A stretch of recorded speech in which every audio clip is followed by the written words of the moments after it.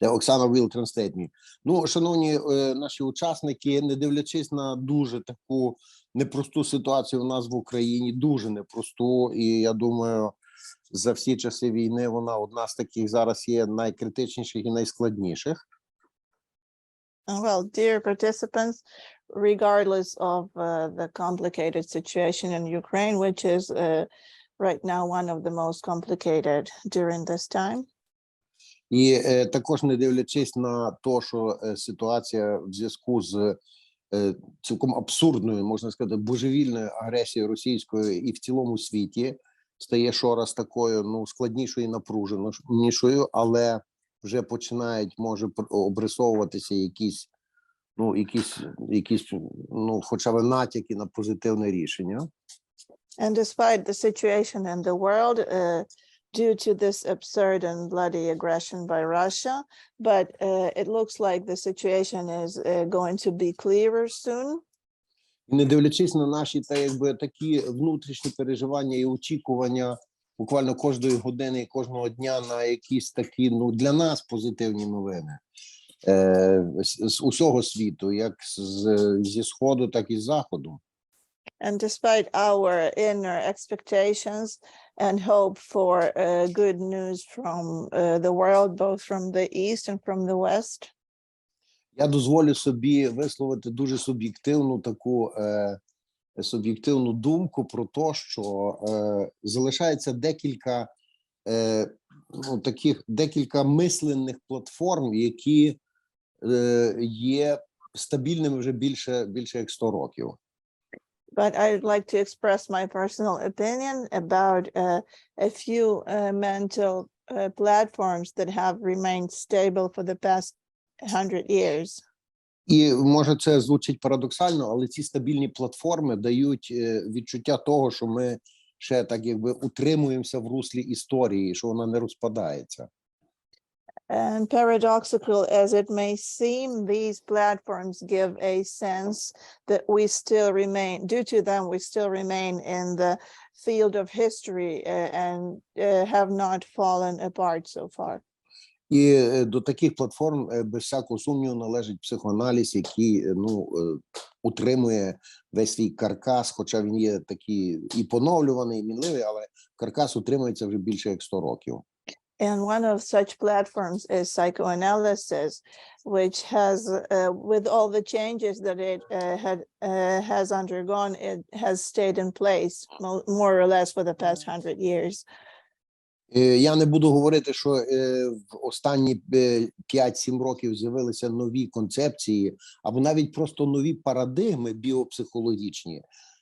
І ці нові парадигми біопсихологічні, які охоплюють дуже широке коло пізнання, як не дивно, говорять про те, що, мабуть, все-таки головні гіпотези, які закладав Фройд в наше пізнання людини, є правильними. Іменно психоаналітичні є правильними.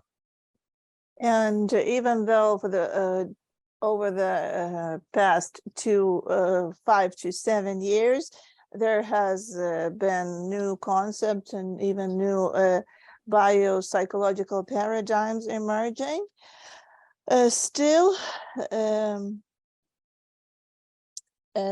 we can say that the major hypotheses of Freud, which he used for cognition of the humankind, have remained true.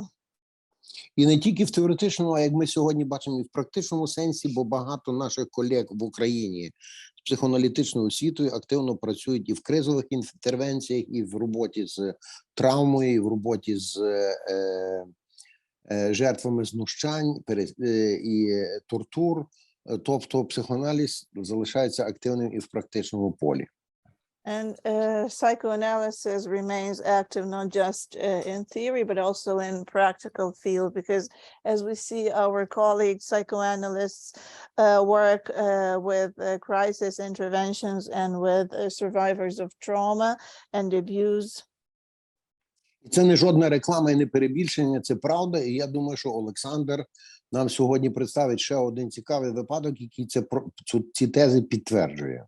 And this is not publicity, nor is it exaggeration. And I'm sure that Oleksandr will give proof of that to us today by presenting his case again. І ми дуже раді, що наші колеги, супервізори зможуть з нами знову дискутувати, і ми зможемо відкривати нові якісь ще сторони, може іноді навіть і незнані, і непізнані в психоаналітичному дискурсі.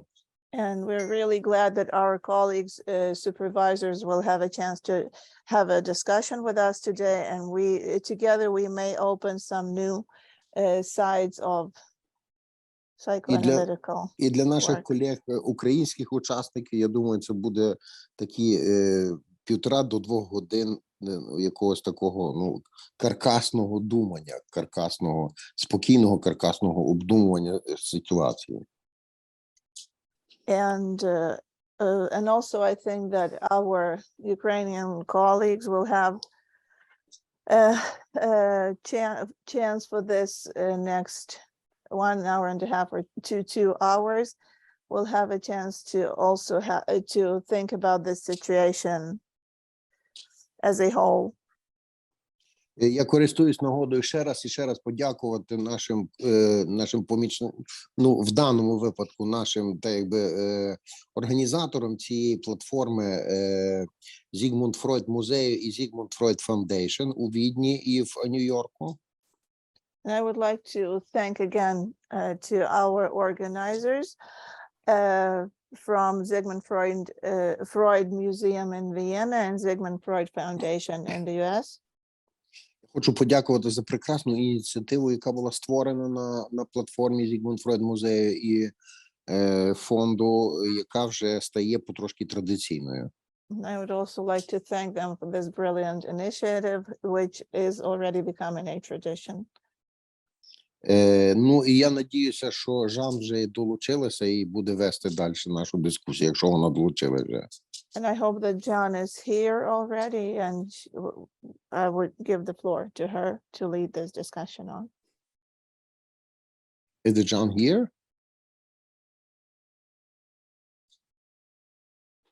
No. Я тоді, якщо немає, Peter, I want to ask you, is there John on the road to our conference, or we must wait, or we can start? Peter, can you hear us? Петера немає, так?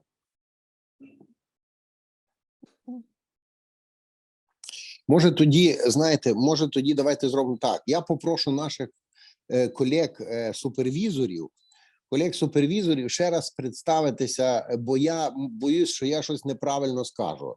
І представитися ще раз Олександра коротко, і ми почнемо все-таки працювати.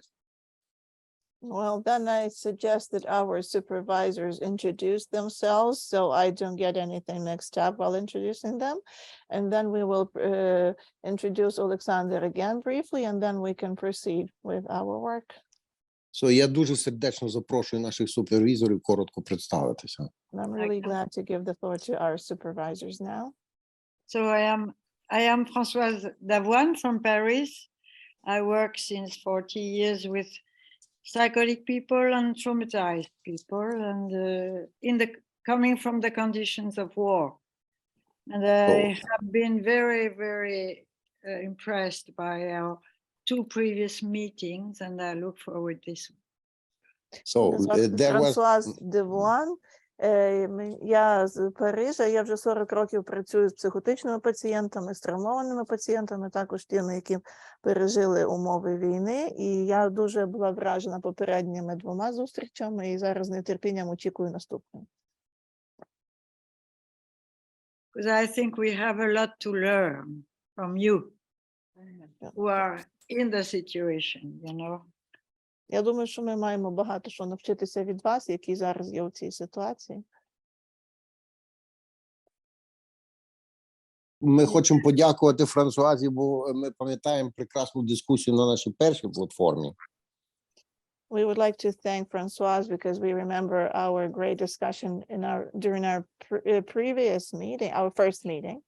Ну і ми надіємося сьогодні також на дуже цікаві, так якби, дискусійні інсайти і враження. And we also hope for really illuminating insights and impressions today. Thank you, Erikson. Я прошу наступного нашого супервізора представити. Please, our next supervisor, introduce yourself. Jerry Fromm, where is he? He was there. I don't see him anymore. Yeah, I think we have a little problem today with presences and Jeanne is here. absences. Yeah, Jeanne is here. I took a taxi to come to the Freud Museum because I couldn't get a connection from my office. That's Сьогодні, видно, curious. трошки проблеми. Я мусила приїхати на таксі в музей, тому що я не могла під'єднатися зі свого офісу. Оксана, скажи, що ми ще нічого такого не починали, ми чекали на Жан, я просто такі деякі загальні речі сказав і представилася Франсуаза, а далі віддаємо слово Жан. We've just started. I just said a few introductory words and Françoise introduced herself. So now we give the floor to you. To me? Yes. Yeah. Okay. Well, you know, you all know Françoise. The only thing I don't know whether she told you that she has a new book out called The Shandian Psychoanalysis. Did you show it? You have it with you? Yeah. So she's a very prolific writer and But it's about psychotherapy under the conditions of war in 18th century. Я не знаю, чи Франсуаза вам сказала, але в неї вийшла зараз нова книжка, вона дуже плодовита письменниця, і ця книжка є про психоаналіз в умовах війни, про 19 століття. Oh. Yeah, because war is, you know, a very old experience, and there has always been psychotherapy for traumatized people. Тому що війна – це є дуже давній досвід, і завжди мала місце психотерапія для травмованих нею людей. yeah, so we don't know where Jerry is. I'm gonna Peter. Jerry is not there. He's you see him. Where is he?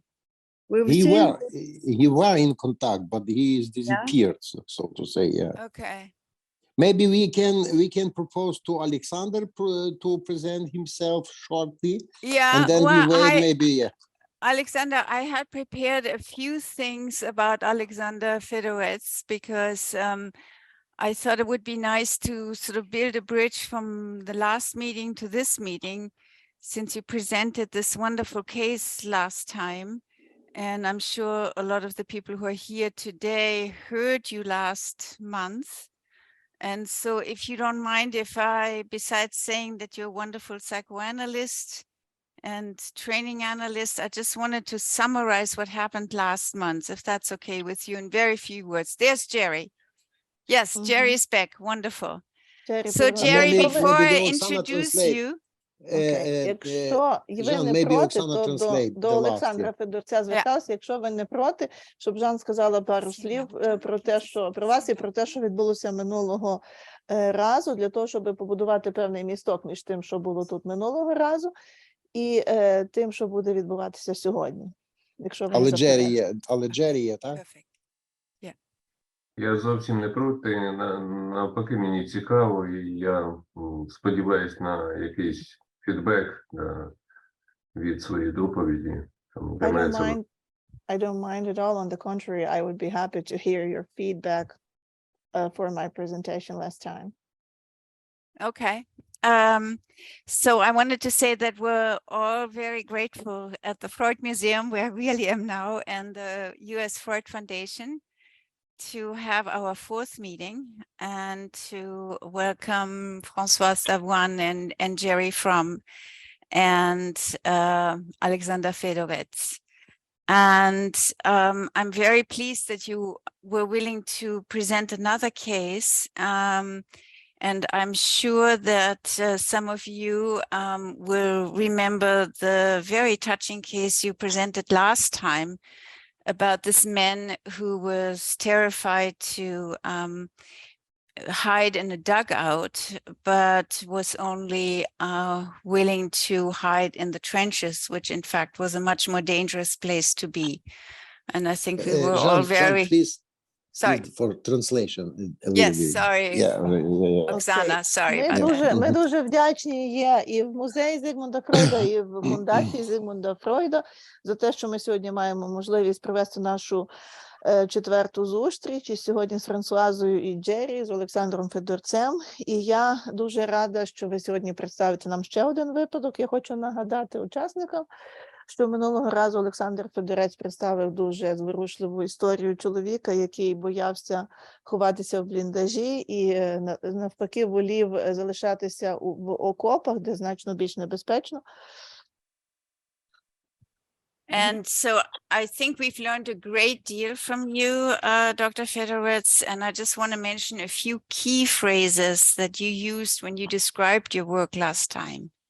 І я думаю, що ми всі навчилися дуже багато від вас, доктор Федорець, і я б хотіла зараз звернути увагу на певні ключові фрази, які ви сказали минулого разу.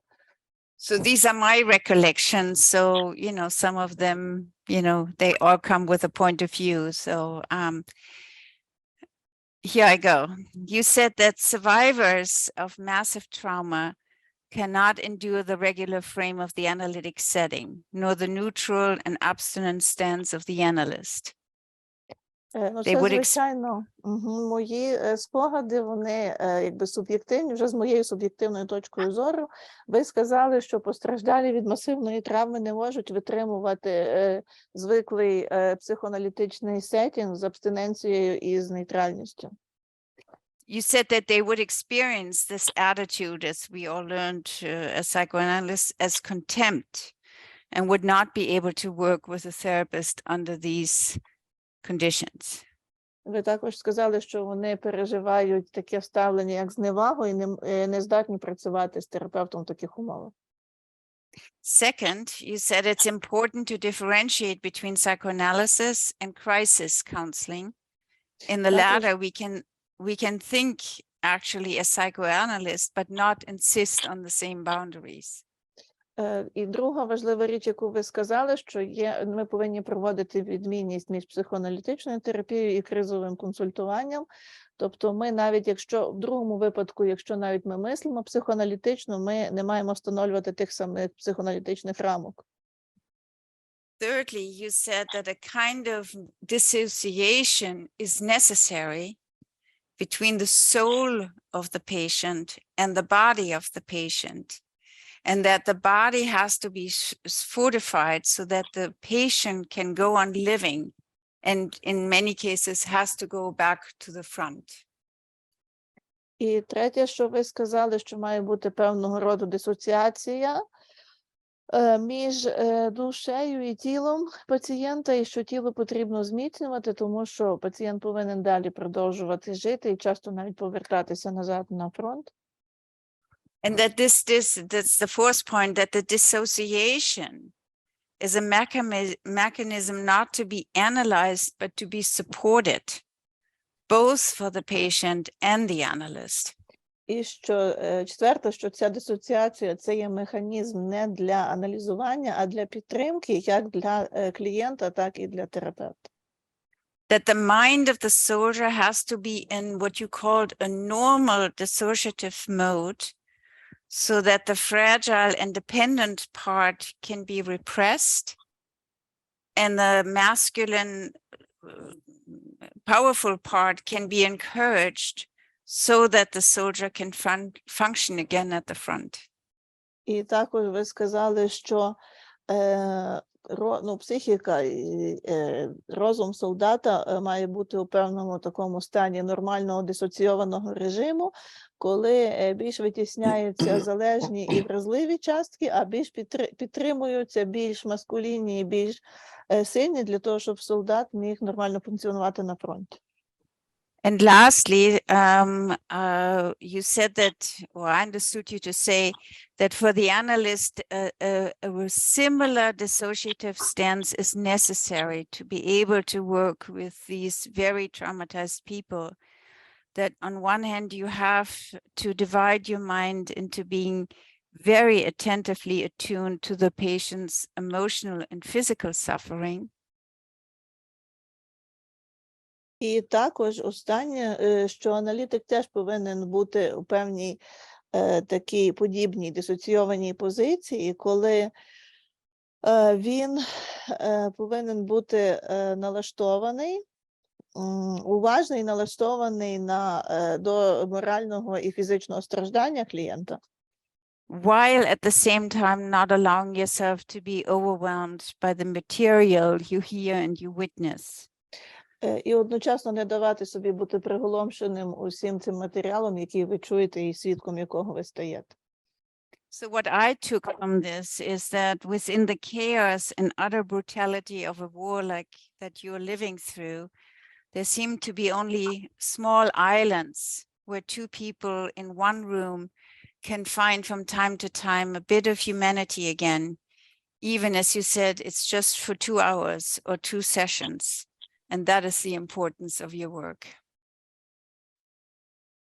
І також я собі зробила висновок такий, що у цьому хаосі, у цій жорстокості війни є лише певні маленькі острівці, де двоє людей в одній кімнаті можуть виявляти гуманні людські стосунки між собою, навіть якщо це триватиме 2 години впродовж лише 2 сесій.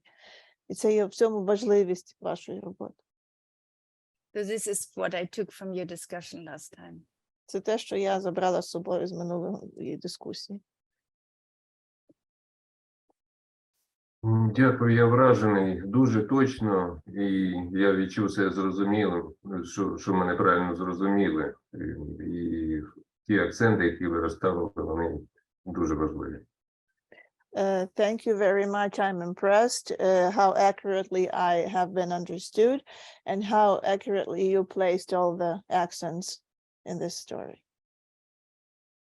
І це певна проблема для моїх колег-аналітиків, тому що вони мають добру аналітичну підготовку, ну, наші вчителя навчали нас, що в першу чергу сеттінг, таймінг, нейтральність, абстиненція, і ці поняття ключові.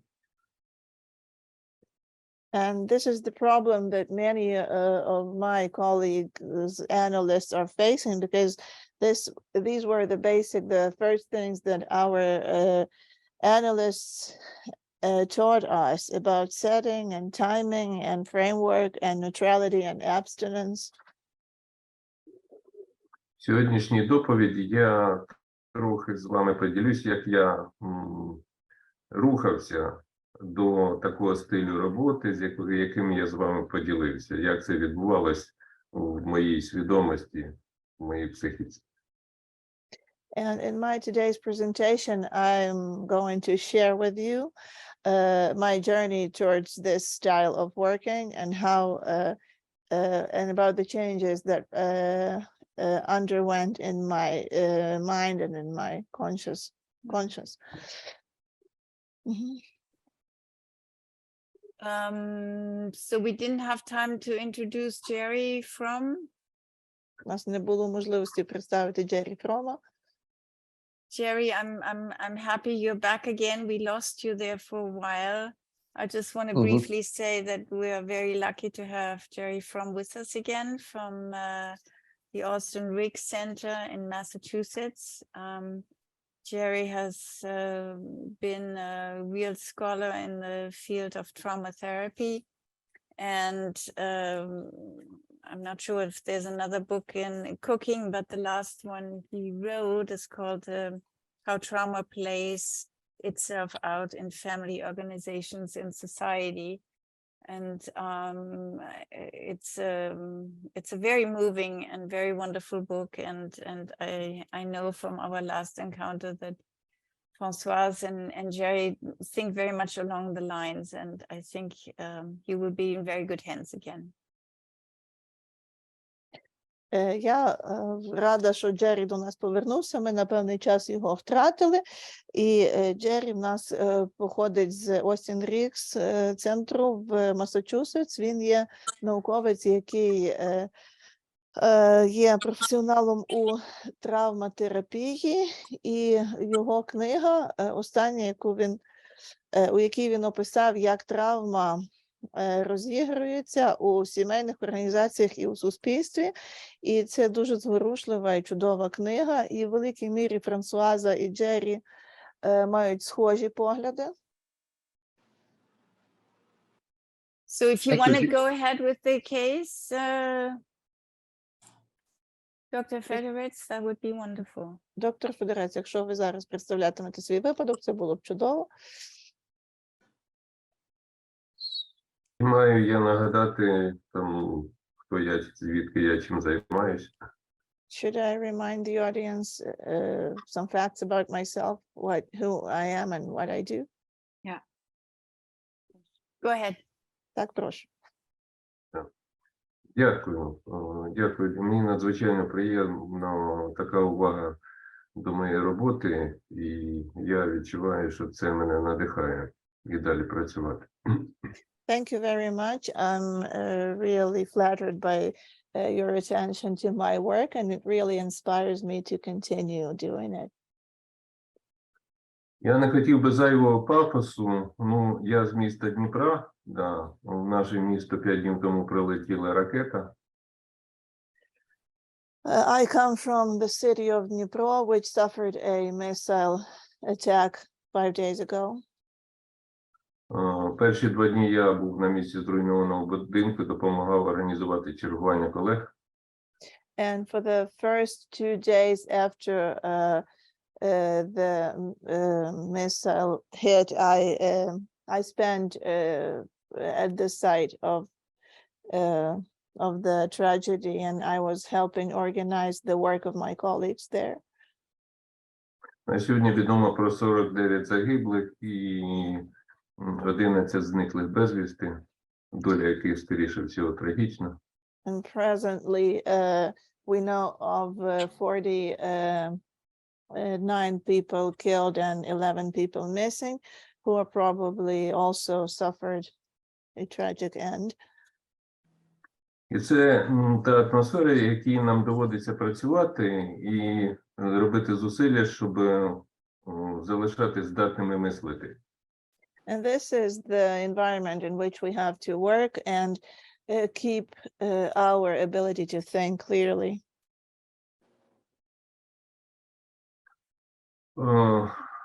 Так, я не сказав про себе. Я за освітою лікар-психіатр, маю психоаналітичну підготовку в тривалому британському проєкті склянянського аналізу.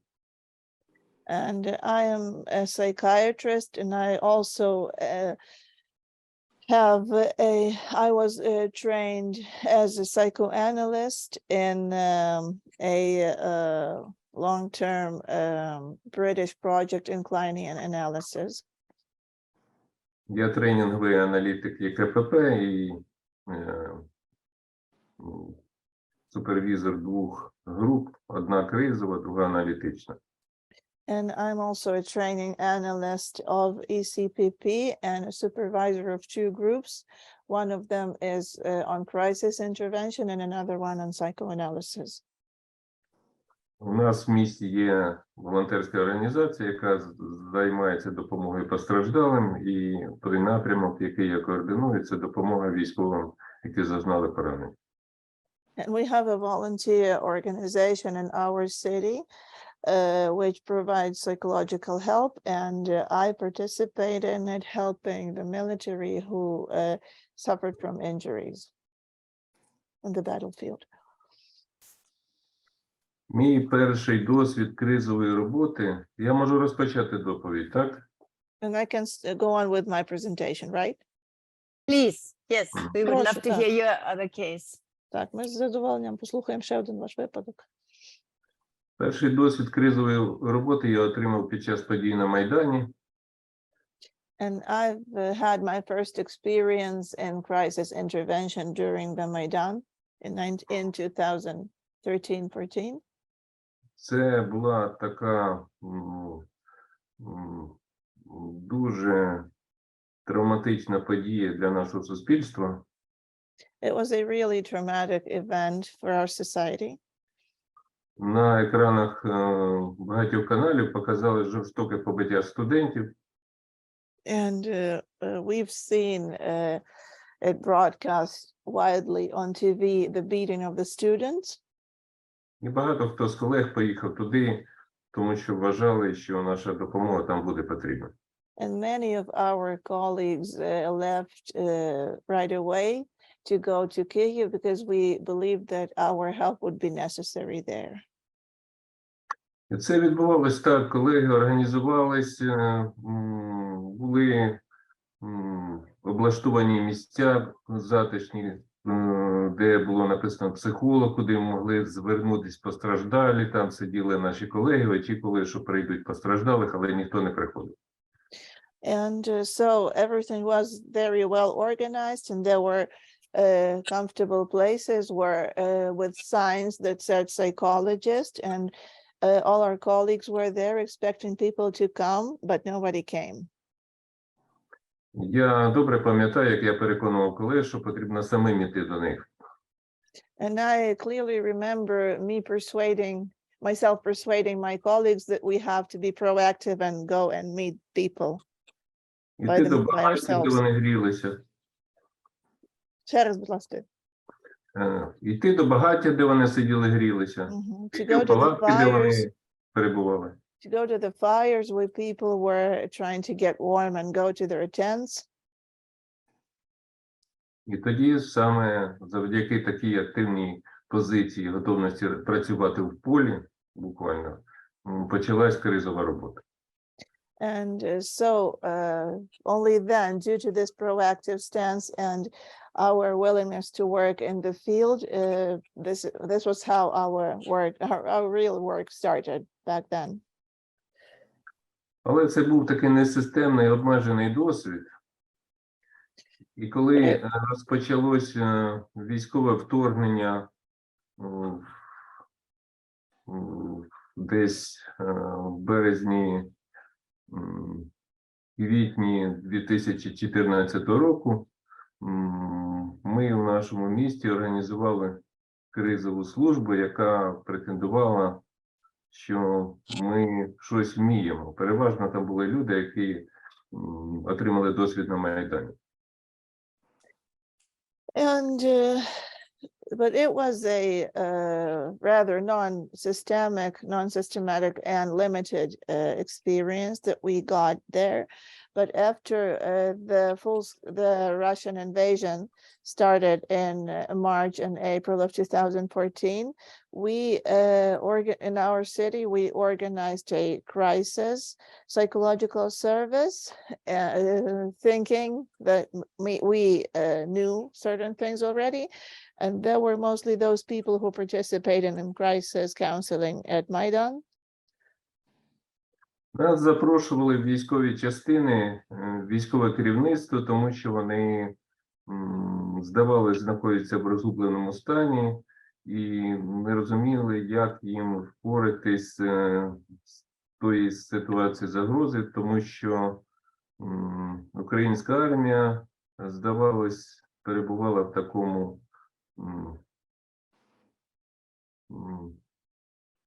стані, що була не готова обороняти країну.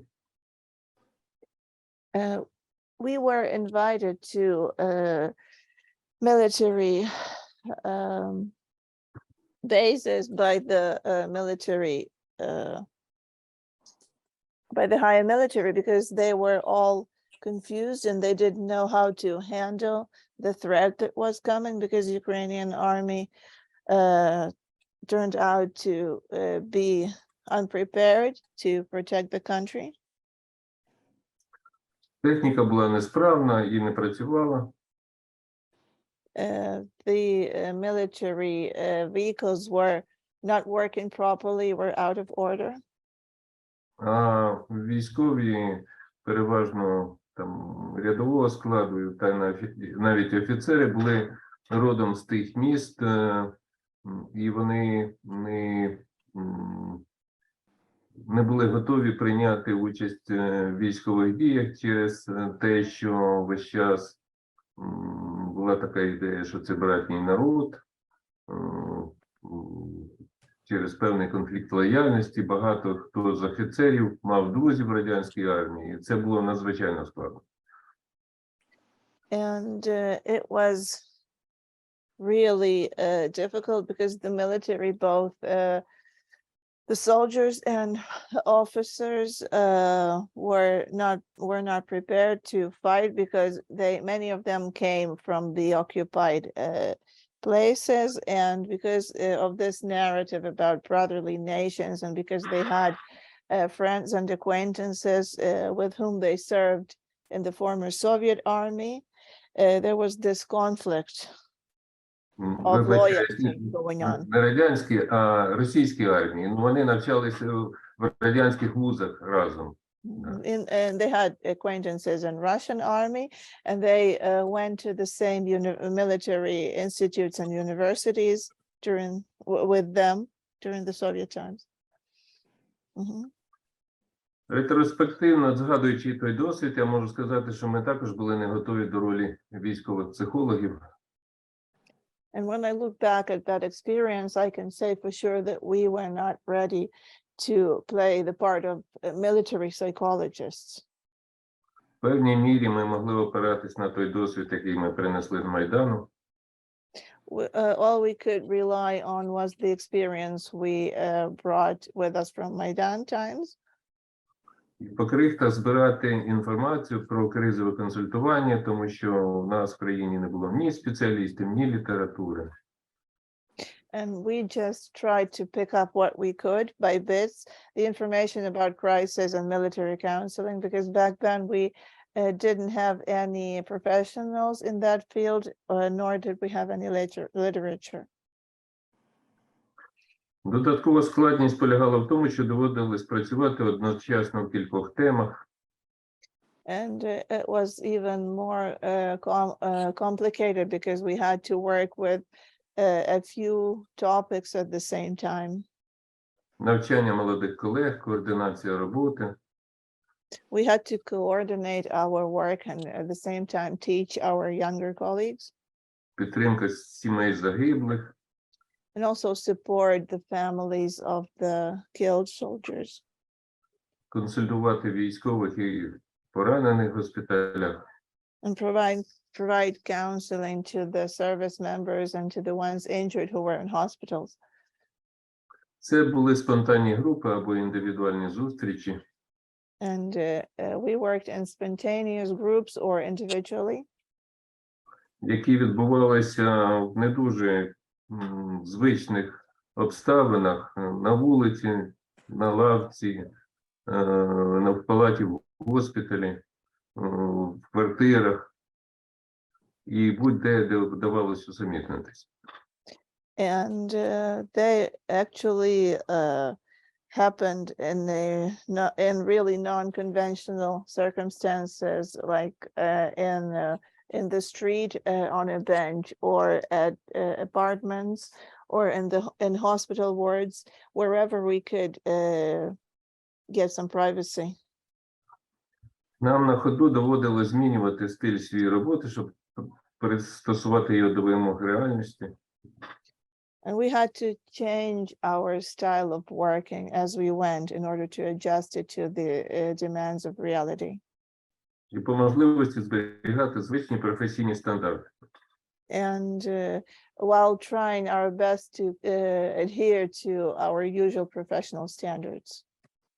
Важливі професійні стандарти, про які ми добре знали, такі як абстинентність, нейтральність, заохочування до вільних асоціацій, очевидно, гальмували досягнення довіри і терапевтичного альянсу. And the important professional things like abstinence and neutrality and encouraging to free associations were really in our way to establish a relationship of trust with our clients. Поступово формувався інший стиль роботи, більш конкретний, структурований та директивний. And we were forming a new style of work, which was more concrete and more directive. який передбачає можливість давати конкретні поради та рекомендації, which envisaged ability to give concrete advice and recommendations, та роз'яснювати певні аспекти стосовно емоційного стану, while clarifying certain aspects of the emotional state of our client, а також включає в себе певні тілесні техніки, and we also incorporated certain bodily techniques, які дозволяють працювати не тільки з психікою, але й тілом. which allowed us to work not only with the mind, but with the body as well. Робота в системі кризової допомоги несе ризики вторинної травматизації. And working in crisis intervention also carries a risk of re-traumatizing the patients. Теоретично я знав про токсичний вплив травми, але практичні результати такого травмування вдалося усвідомити і осмислити набагато пізніше. I had some theoretical knowledge about the toxic influence of trauma, but I was able to contemplate all this its practical effect only much later. Вже в 2018 році я цілком усвідомлював, що відчуваю ментальні ускладнення, що не дозволяло формулювати власні думки в вигляді текстів.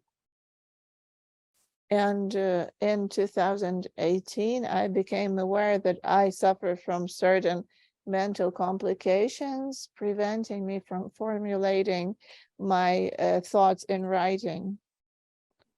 Були проблеми з якістю сна, And I also had problems with my sleep, with its quality, та здатністю до емоційної рефлексії. and with my ability for emotional reflection. Я поступово скоротив свою участь в кризовій практиці, залишив лише індивідуальні консультації з військовослужбовцями та допомогу колегам-волонтерам, які на той час почали масово хворіти. And I decided to cut down on my volunteer work and crisis intervention, and I limited it to individual sessions with the military and helping my colleagues who by then started falling sick. Щоб привести в норму свій стан, довелось повернутися в особистий аналіз з акцентом на осмислення власних травм. And in order to get me back in shape, I had to go back to individual analysis to reflect on my personal trauma. Я сподівався, що мені вистачить 1 року, але це мало продовження на 2 роки. I was hoping that 1 year would be enough, but it took as long as 2 years. Паралельно з особистим аналізом йшов внутрішній процес осмислення пережитого досвіду та впливу травматизації на власну психіку внаслідок такого екстремального навантаження. And along with my individual analysis, there was this internal process of recognition of everything, of all the traumatic experience and its influence on my mind, my own mind. Особистий аналіз та таке внутрішнє опрацювання виявилось надзвичайно результативним. Емоційні та ментальні труднощі поступово майже зійшли на нівець. And my personal analysis and this internal reflection helped a lot, and it helped resolve my emotional and mental difficulties that I was having. Мною було написано кілька важливих для мене текстів, які мали хороший резонанс. And I wrote a few important, in my opinion, texts, which were well received. Де вдалося осмислити практичні аспекти досвіду, опираючись на відомі психоаналітичні теорії. And in them, I was reflecting on practical experience of my work based on psychoanalytic theory. Мій стиль роботи зазнав суттєвих змін, а здатність розуміти пацієнтів і бути ефективним в цивільній практиці значно зросла.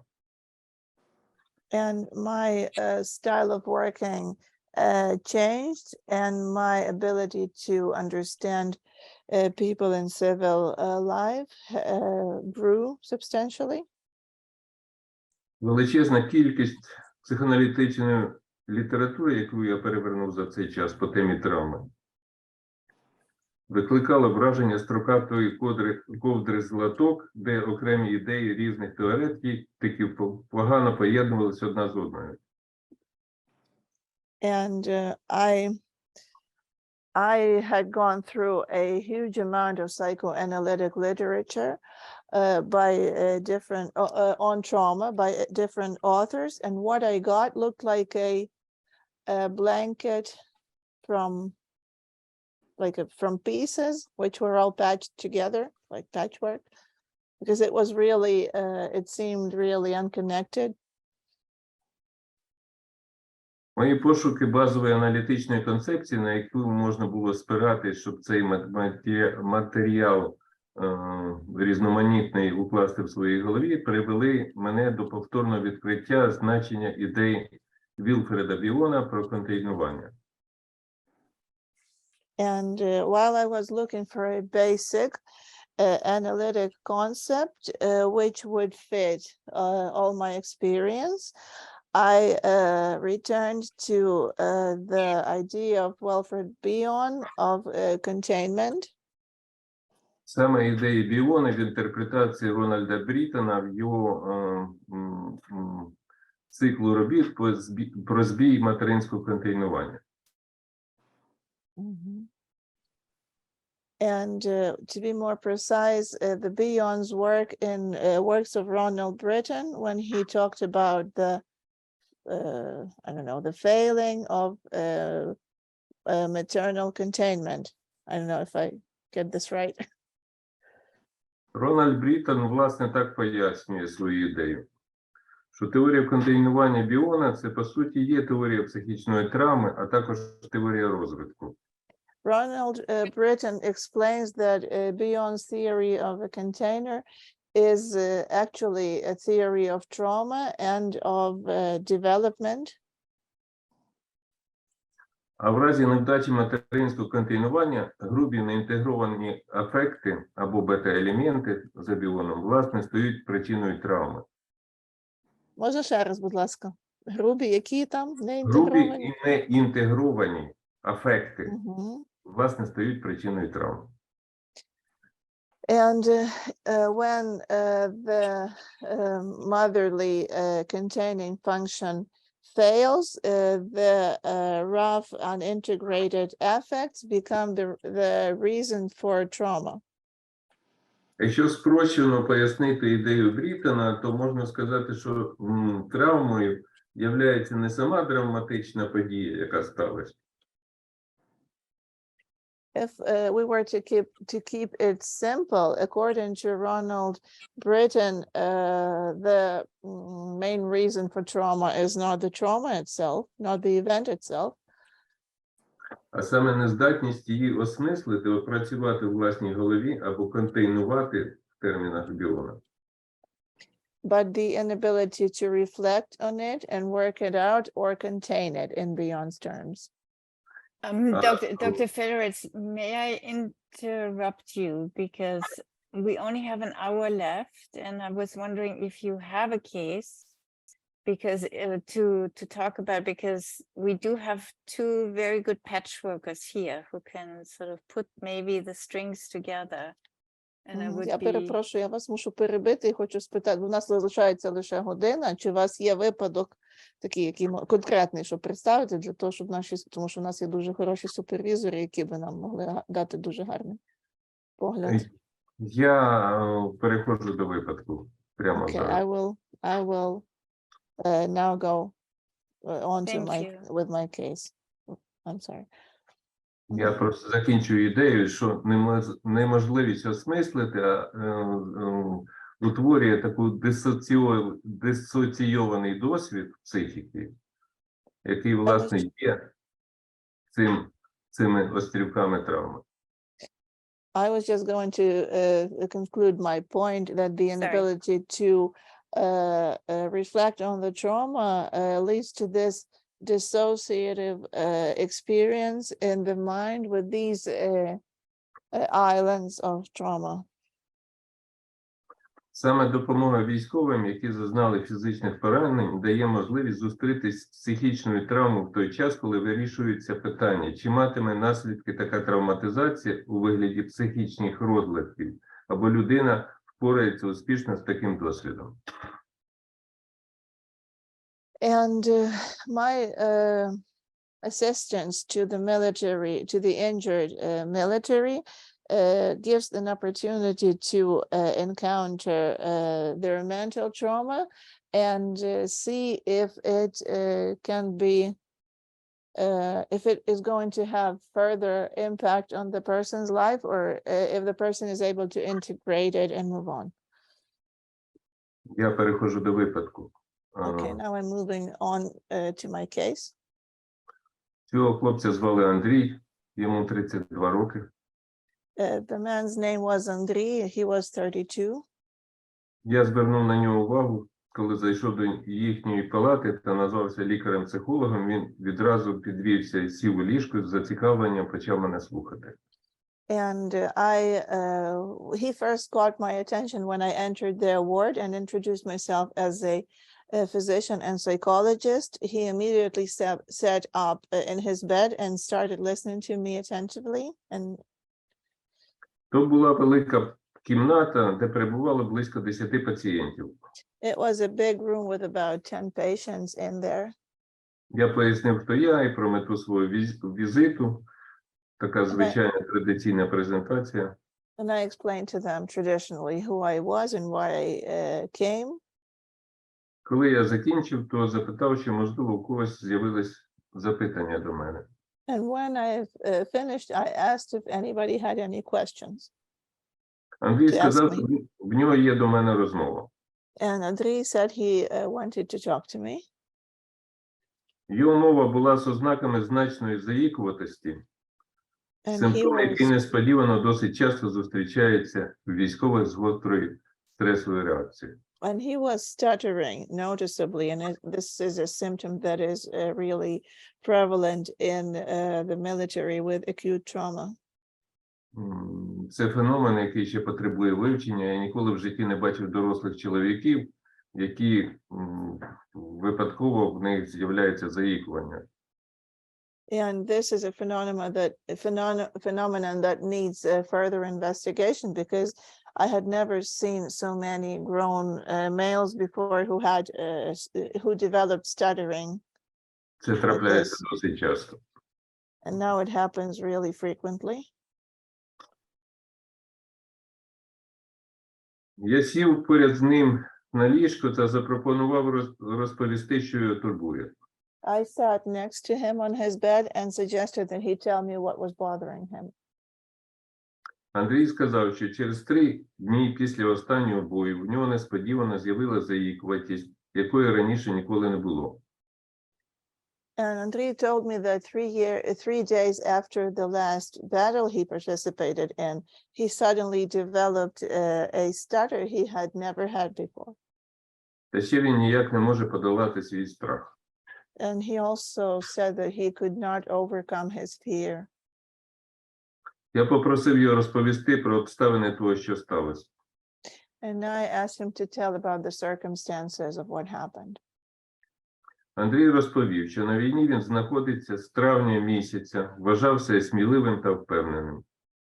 And he told me that he had been in the war since May, and that he had always believed he was brave and self-assured. Йому доводилось бачити загиблих та поранених, але він відчував, що з ним нічого поганого не може статися. And he saw many killed and wounded, but he just believed that nothing bad could happen to him. Андрій вважав, що йому пощастило з командиром, в якого він багато чому навчився, та під час бою старався бути поряд з ним.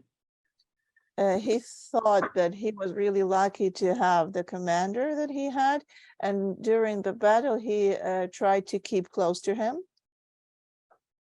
Під час того, як відбувалася наша розмова, інші пацієнти з цієї палати почали виходити, залишати палату. Це вражаюча така делікатність, яку я часто спостерігаю, щоб залишити нас наодинці. And during our conversation, other patients from the ward started getting up and leaving the ward to give us some privacy. And this is something that I notice really frequently, this kind of delicacy. Далі Андрій розповів, що в останньому бою, коли вони переміщувались в напрямку ворожих позицій, зовсім поряд прилетіла міна, та його побратиму відірвало ногу. And he also told me that during their last battle, when they were moving towards the enemy's positions, a mine landed next to them and tore away his buddy's leg. Вибухова хвиля кинула його на землю, та він сильно забив спину. And the explosion threw him on the ground and he really hurt his back. Незважаючи на біль, він допоміг накласти турнікет пораненому товаришу, але відчував надмірне збудження. And despite being in pain, he helped giving assistance to, he helped to his wounded buddy with his leg, but he felt hyperarousal at that time. Наступного дня він відчував себе погано, в нього сильно боліла спина і паморочилась голова. And the next day he felt really bad, and he felt lightheaded and his back really hurt. Він попросив медика оглянути його. And he Під asked час огляду було виявлено підвищений тиск 200 на 120. and he asked their medic to examine him, and while being examined, it turned out that his blood pressure was 200 by 100 millimeters. Медик відправив його до найближчого госпіталю, а вже там з'явилась заїкуватість. And he was referred to the closest military hospital, and that's where his stutter developed. З того часу пройшов тиждень, і він зараз почуває себе набагато краще, але заїкуватись не проходить. And it had been a week, and he had felt much better since, but his stutter wouldn't go away. А також в його уяві весь час відбувається жахаюча картина, що та міна могла потрапити в нього. And he keeps having these terrible thoughts that this mine could have hit him. Як мені позбавитись того страху, запитав Андрій. And he asked me, how do I get rid of this fear? Розкажіть мені трохи більше про себе, попрохав я. And I asked him to tell me a little bit more about himself. Схоже, що Андрій трохи розгубився від моєї пропозиції. Звичайне життя, неохоче почав він. And I think that he got a little confused and said that he just had an ordinary life. Мені довелось підбадьорювати його своїми запитаннями. So I had to encourage him on by my questions. З'ясувалося, що він мав хорошу роботу, де його поважали, що для нього надзвичайно важливо. And I learned that he had a nice job and he was really respected there, which was really important to him. Вдома на нього чекають дружина, мати і маленький син. And at home, his mother, his wife, and his little son were waiting for him. Коли розпочалась Велика війна, він сам пішов в воєнкомат, тому що хотів, щоб син ним пишався. And when the big war broke out, he volunteered to the recruitment center because he wanted his son to be proud of him. Андрій виріс без батька, якого мати вигнала через те, що коли він напивався, то розпускав руки. And he grew up without a father. His mother kicked him out because he wouldn't keep his hands to himself when he got drunk.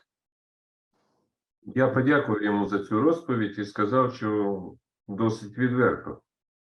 And I thanked him for being really candid. У мене з'явились певні думки стосовно вашого страху. And I thought that I was having some thoughts about his fear. Схоже на те, що ви самі себе лякаєте, переглядаючи в вашій уяві ситуацію, яка сталася. It looks like you are scaring yourself while reviewing the situation that happened. Ця ситуація, де ви перебуваєте в ролі потенційної жертви. And this is the situation that regards you as a potential victim. А ворогів сприймаєте як мисливців, які на вас полюють. And you perceive your enemies as hunters who are trying to hunt you down. Так, погодився Андрій. Що я можу з цим зробити? And Andrei agreed to that and asked me what he could do about it. Є очевидна альтернатива такій ситуації. Щоб не відчувати себе жертвою, потрібно відчувати бажання покарати ворога, певний азарт, схожий на азарт мисливця. And I told him there was an obvious alternative for that.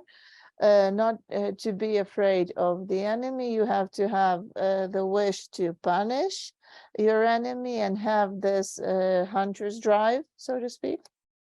Але для цього потрібно опиратись на власну агресію.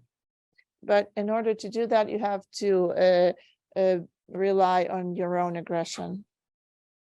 Я то взагалі добра людина, агресія мені не властива, заперечив Андрій. And he denied that he was a good person and aggression was not his thing. Невже ви ніколи ні на кого не злились? Запитав я. And I asked him if he had ever been angry at anyone. Коли виникає конфліктна ситуація, я завжди намагаюсь піти звідти. Не люблю конфліктів. And he told me that whenever there was a conflict, he tried to leave to avoid it because he didn't like conflicts. Він трохи помовчав, задумався і далі додав. Один раз я втратив контроль. And then he was silent for some time and said that once he had lost control. То було років 10 тому. У нас на роботі був чоловік, який весь час до мене чіплявся. He said that it was about 10 years before that. There was a colleague at work who kept harassing him. Але я терпів. But I was just tolerating it. Але коли він погано висловився про мого сина, який нещодавно народився, я накинувся на нього, та мене ледве відтягли від нього. But when he said some bad things about Andrei's son, who had just been born, Andrei attacked him and people just had a hard time pulling him off that other man. Мабуть, я міг би його забити зовсім. And he said that he could have killed him. Мені потім ще довго довелось сплачувати гроші на його лікування. And he had to pay for his treatment for a long time afterwards. З того часу я дав собі обіцянку, більше ніякої агресії. And since then, he had made a promise not to express his aggression again. Я вибачаю, Олександр, може я би попросив трошки дати, бо нам треба мати місце на дискусію трохи. Як би то так, ну, скоротили трохи. Так, я вибачаюся, розраховую таку ж тривалість, як минулого разу. Ну, просто тут ключові моменти, тут близько до завершення. I'm sorry, I will, it's close to the end. I just have to outline some important points. Схоже на те, що для вас важливо не бути схожим на вашого батька, який, коли випивав, то втрачав контроль та був агресивним. And I told him that it looked like it was important for him not to be like his father, who was losing control when he got drunk. Так визнав Андрій. Я взагалі з ним зараз не спілкуюсь. And Andrei admitted that this was true and that he did not talk to his father anymore. Щоб скоротити, я скажу такі загальні речі. Далі я просто проводив те, що називається нормалізація агресії, і пояснював, що агресія властива всім людям. І що для того, щоб її контролювати, їм варто визнати як таку природню людську здатність. And I'll just, to keep a long story short, I worked with him on what we call normalizing aggression, explaining to him that aggression is a natural feature of all people. And in order to control it, you have to admit its right to exist, and it's. Війна, власне, це є великий конфлікт, в який ти, якщо не хочеш бути агресором, то доводиться залишатись потенційною жертвою. Або жертвою, або агресором. And the war is a kind of a great conflict in which if you cannot express your aggression, then you're going to be a victim. So you have to choose whether you can be aggressive or you have to be a victim. Далі додав, що схоже на те, що вам потрібно відмовитись від своєї обіцянки більше ніякої агресії. And I also added that it looked like he had to abandon his promise to himself that he was not going to express any more aggression. Але ж до випадку, коли поранило товариша, я не боявся, заперечив Андрій. And he said that he had not been afraid up until his body was injured. Мені здається, ви не мали страху, тому що вірили, що з вами нічого поганого не може статись через те, що мали містичну довіру до свого командира. And I told him that it looked to me that he had used to have no fear because he thought that nothing bad could happen to him because he had a kind of mystical trust towards his commander. Як до хорошого батька, якого не мали в дитинстві. As towards a good father you didn't have as a child. Але та віра була зруйнована, коли поряд з вами вибухнула міна. But that faith had been destroyed when the mine exploded next to you. Після того ви вже не можете повернути собі ту наївну довіру, що поряд з ним нічого поганого з вами не може статись. And you cannot bring that naive trust in your commander back and the hope that nothing bad can happen to you. Мабуть, що так, погодився Андрій. I guess so, Andrei said. Я, відчуваючи сумнів, запропонував йому. Ви делікатна людина. Якщо я говорю щось хибне, прошу виправити мене. And I told him that he was a delicate person and to correct me if I was getting something wrong. Ні, сказав Андрій, схоже, що так це воно і є. And Andrei said, no, it looks like that's how it is. Чи можемо на цьому зупинити, запитав я. And I asked him if we could stop there. Так, дякую, хочу обдумати все це. And he said, yes, thank you. I would like to think about all this. Десь через півгодини я вийшов на подвір'я, щоб перевести подих та побачив його на вулиці. Він стояв, занурившись у власні думки та курив. And in another half hour, I went outside and I saw him standing there smoking and immersed in his thoughts. Я підійшов до нього та запитав, про що саме він думає.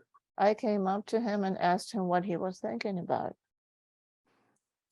Він відповів, добре, що ми поговорили. Намагаюся осмислити те, що почув від вас. And he said, it's a good thing we've talked. I'm trying to ponder all the things I heard from you. Деякі речі стали на місце, то я вже зневірився. Some things have fallen back in place because I was already losing hope. До нас приїздила психолог, я їй розповідав про свій страх, та вона порадила масажувати певні точки на голові. A psychologist came to see us and I told her about my fears and she advised that I massage certain points on my head. Але воно ніфіга не допомагає. But it doesn't help a bit. Ну, завершу тим, що хочу сказати, що унікальність такої роботи полягає в тому, що іноді доводиться давати інтерпретації, до яких в звичній практиці ми рухаємося багато місяців. And to finish, I would like to add that the uniqueness of this work is that sometimes you have to give interpretation to which in regular practice we move towards for years. Це стає можливим, тому що пацієнти перебувають в стані регресії. And this is possible because the patients are in regression. А з іншого боку, це вимагає від нас делікатності, тому що необережне слово може завдати шкоди. On the other hand, it requires us to be very delicate because we can also harm our patients if we say something wrong. Я, власне, доповів вам таку експрес-терапію за одну сесію. So this was a presentation of an one session express therapy. Але тут є ризики, що це може виглядати як дикий аналіз, від якого застерігав Фрейд. But there are risks that this may look like wild psychoanalysis Freud warned us against. Дякую за увагу. Thank you for your Задоволення attention. послухати ваші And I'm looking forward to hear your thoughts. Thank you very much, Dr. Fedorets. Yes, Freud said that, but then he didn't really he wrote about war, but not about clinical practice under war. So that's why we have Jerry Fromm here and Françoise Davoine, who have thought about psychoanalysis during the war. And I don't know who wants to go first, Дуже Françoise дякую, or Jerry. Дуже дякую, доктор Федорець. І там Фройд згадував про це, але він не писав про дикий психоаналіз якби з точки зору війни. А в нас тут є Франсуаза і Джері, які, власне, розглядали психоаналіз в умовах війни. Тому ми зараз дамо їм слово. Хто хоче перший виступити? I may say a little thing. Coming here this time, the third time, and so many war crimes and attacks happened in between September and now, that I was wondering how you psychoanalysts survived, in the middle, psychologically, in the middle of that violence. And you, Oleksandr, you just started with that. You just started opening with a great sincerity and humble to say how you went through difficult times and processed how to get out of them. And that's what happened to Bion, because we always look at Bion theoretical writings, but after he was 70, he started to write 3 books about his trauma. And he was still having nightmares every night at 70. And that is the root of Françoise, I'm sorry, the translation. We need the translation. Yeah. Thank you. Це вже третій раз наша зустріч, і з того часу відбулося дуже багато і воєнних злочинів і так далі. І від вересня, якби в той проміжок між вереснем і зараз, я думала над тим, як ви, психоаналітики, психотерапевти, взагалі витримуєте і виживаєте серед усього цього насильства. І ви якраз, Олександре, почали говорити і про дуже щиро і про це, і про лють, і про те, як ви пройшли цей шлях, про який нам в баченні, в терапії, про який ви розказали. І якраз така подібна ситуація була з Біоном, тому що всі в основному читають його теоретичні розробки, але Біон з 17 років вже почав писати про свою власну травму. So I just want to ask a question. The case you presented, of course, it can go so fast because behind there is a long process of yourself. And he can talk to you so easily because you went through it. And my late husband, who died in 2015, said always, trauma speaks to trauma and only to trauma. And that is why it is not in the rules of classical or mainstream analysis. It's another paradigm which works. That's Okay, what Françoise, translation. І я маю таке теж питання.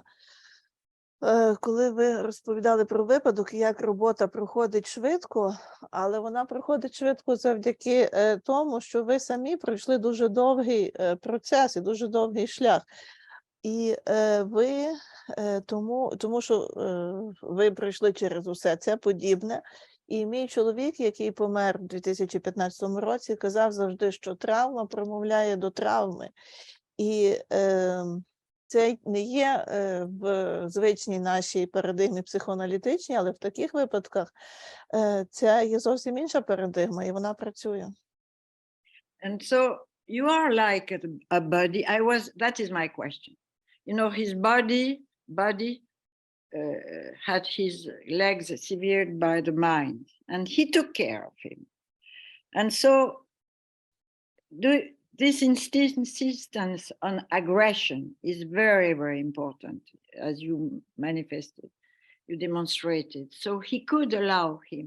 But I was wondering, that is my question, do you consider yourself like a body, but one who is trained to put what's happened in words and give him back words that you experience were useful for yourself too? That is my question. Ну, не знаю, як це. Запитання в чому полягає, що була ситуація, що в його побратима відірвало ногу міною, так, і він подбав, надав допомогу своєму побратимові, і ви говорили з ним про цю якби позицію агресії, і я думала над тим, чи ви не були таким самим побратимом для нього, який був навчений допомагати, але допомагати йому з його словами. Наприклад, не з ногою, а з його словами, з якими у нього виникла проблема, з його мовленням. And I just finish on one little thing that Jerry knows by heart, because I repeat it all the time. The word for therapist, the etymology, is to be found in Iliad, which is the war and trauma epic. It means the therapist comes from therapon, which means the second in combat, who takes care of the body and the soul of his friend or body. І я зараз ще скажу одну річ, якою я вже набридла Джері, бо я постійно це йому повторюю, що терапевт, слово терапевт походить з Іліади, з епосу, так, і там йдеться про те, що походить від слова терапон, а терапон – це якби другий під час битви, друг, який допомагає солдату як з тілом, так і з душею. Надає допомогу як тілу, так і душі. So I'm wondering now whether Jerry, your body, would want to say something to Dr. Fedorets. And I have a little question whether you can make that same play in Ukrainian between body and body. It seems like that's very interconnected in this case as well. So I guess you need to be translated, Jeanne. Yeah, but I just had some difficulty. I didn't understand. I didn't catch. Oksana, in English, you can say he is a buddy, colleague, a young man that he's trying to help. Mm-hmm. And then there's the body is B-O-D-Y. And whether in Ukrainian you can make that same link, whether they also... Yes, not. Good, all right. Тут про груслів йшлося, там про якби побратим і тіло, ну трошки у них свої асоціації, там англійською в нас не дуже воно відгукується. Okay, if I can jump in at this point. Françoise, I am very taken with your comment about trauma speaking to trauma, because it offers a slightly different perspective on Dr. Fedorets's experience of his personal trauma in listening to others. Я хочу теж втрутитися, і мені дуже відгукнулося те, що казала Франсуаза, коли травма промовляє до травми, і це дає трохи іншу точку зору. в тому, як доктор Федорець мав можливість спілкуватися з цим пацієнтом, маючи досвід власної травми, яка походила від того, що він мусив так багато допомагати іншим з їхньою травмою. We tend to think of this secondary traumatization as a problem. But I think, Françoise, you're alerting us to the fact that it can be a resource as well. І ми схильні завжди думати, що вторинна травматизація є проблемою, але Франсуаза зараз нам звернула увагу на те, що це також може бути ресурсом. And that there may be, and this, Françoise, is your idea of the interference, the transference between, meaning that there may be a connection between the trauma of the patient and what the therapist is learning through their own traumatic history that can be a resource to bring words back to that trauma for the patient. І Франсуаза також говорила про, наштовхнула на ідею переносу, тобто переносу між, в даному випадку, що є зв'язок між тим, між травмою пацієнта і між тим, як терапевт навчається зі своєї травми і отримує ресурс, щоб допомогти пацієнту. One of the things Oleksandr said was that neutrality risks the patient feeling that the therapist is contemptuous. I would add to that it risks a terrible feeling of aloneness in the patient. І також одна з речей, про яку казав Олександр, це те, що нейтральність у таких випадках ризикує створити враження зневаги для пацієнта з боку терапевта. Я хочу додати, що це також може сприяти враженню самотності пацієнта. And so, according to Thomas Salmon's principles that Françoise has told us about, it's so important that you, Oleksandr, went to the ward and sat on the bed and met him where he was.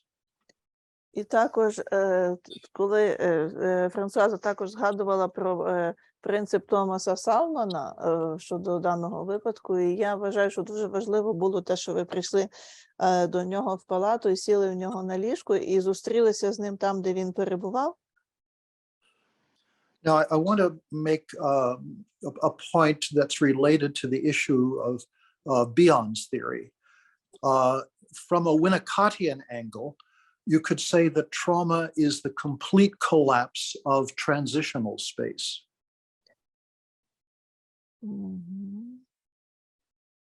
Також я хотів ще тут вказати на деякі аспекти теорії Біона. Якщо говорити, наприклад, про Віннікота, то з точки зору Віннікота травма – це є повний колапс перехідного простору.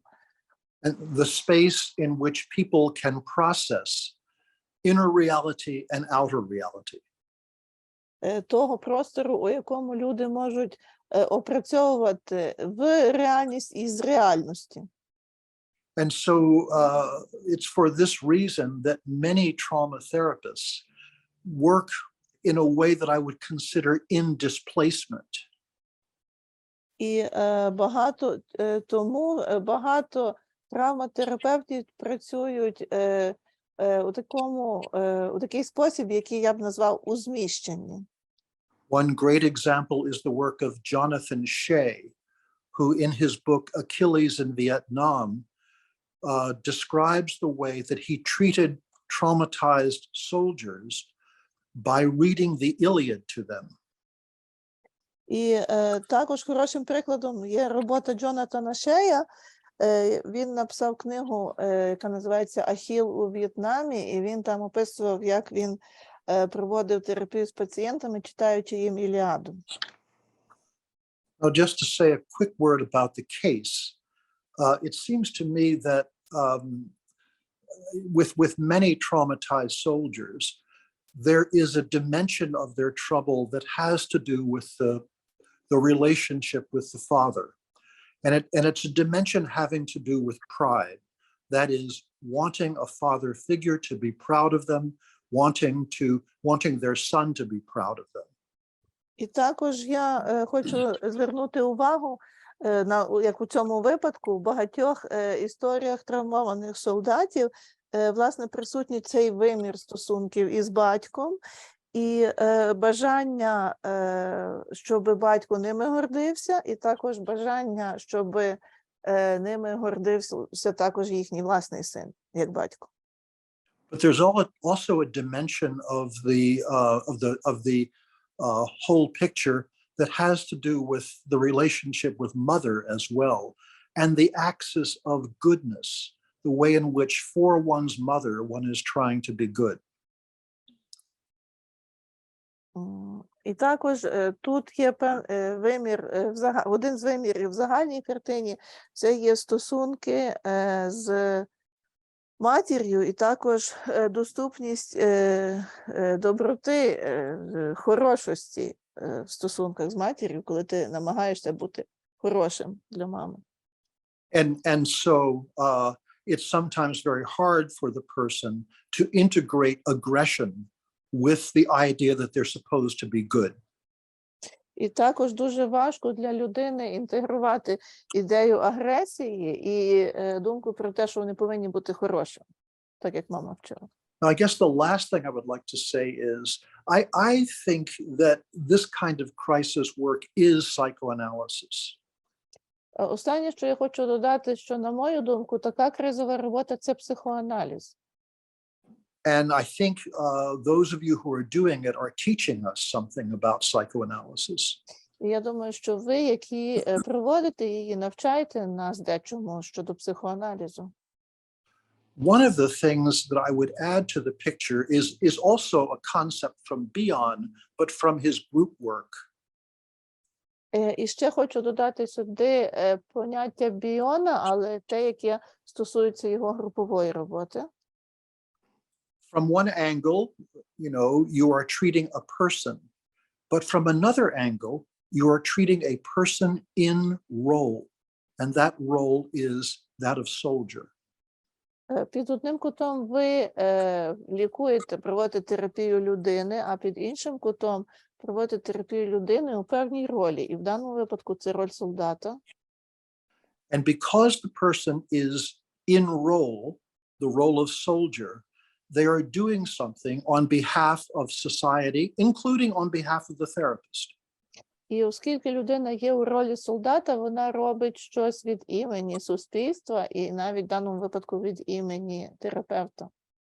And so the treatment, as I think your case last month illustrated, Oleksandr, is also treating not just the person, but treating society. І тому терапія, особливо у вашому минулому випадку, це є не лише терапія окремого індивіда, а терапія суспільства. When you hear this testimony, and when you function as a witness, and when you insist on naming the dead, you are treating the post-traumatic effects on society. І коли ви приймаєте ці свідчення, і ви є свідком того, що відбулося, і ви просите назвати померлих, ви також тут лікуєте посттравматичні прояви у суспільстві. On the one hand, you are resisting what Françoise would call the cutting out of the unconscious, and you are simultaneously... Go ahead. З одного боку, ви чините опір тому, що Франсуаза називає відтинанням несвідомого, And you are simultaneously preparing the ground for societal mourning. І одночасно ви таким чином готуєте підґрунтя для оплакування суспільного. And this strikes me as one of the things you're teaching us about psychoanalysis under conditions of war. І мене це вражає як одна з тих речей, які ви нас навчаєте про психоаналіз в умовах війни. So I'll stop there. Зараз зупинюся.